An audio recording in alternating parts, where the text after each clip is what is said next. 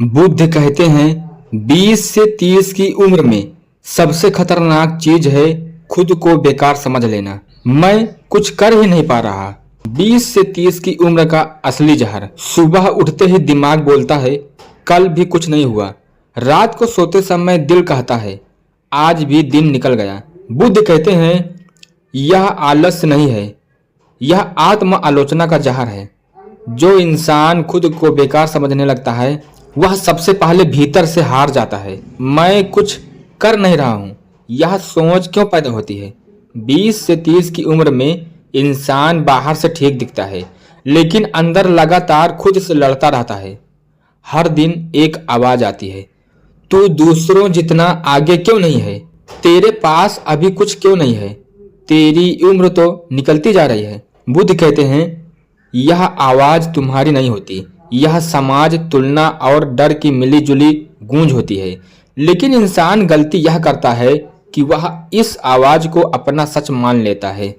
तुम सोचते हो मैं कुछ नहीं कर रहा, लेकिन सच यह है तुम हर दिन सोच रहे हो, समझ रहे हो, भटक रहे हो, टूट रहे हो।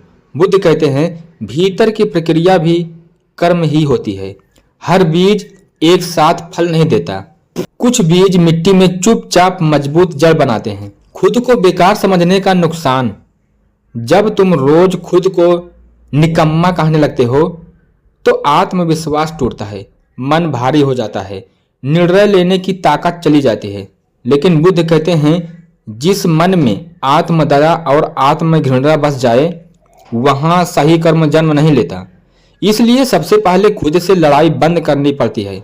बुद्ध कहते हैं तुम जो नहीं कर पा रहे उससे ज्यादा महत्वपूर्ण है तुम जो समझ रहे हो। यह उम्र उपलब्धि की नहीं, आधार बनने की उम्र है।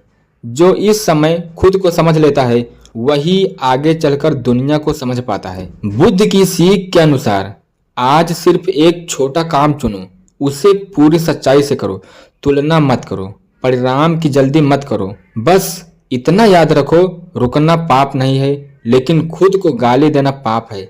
अगर आज तुम्हें लग रहा है कि तुम कुछ नहीं कर रहे तो बुद्ध कहते हैं हो सकता है तुम खुद को गढ़ रहे हो, और जो खुद को गढ़ लेता है वह देर से सही लेकिन मजबूत बनता है।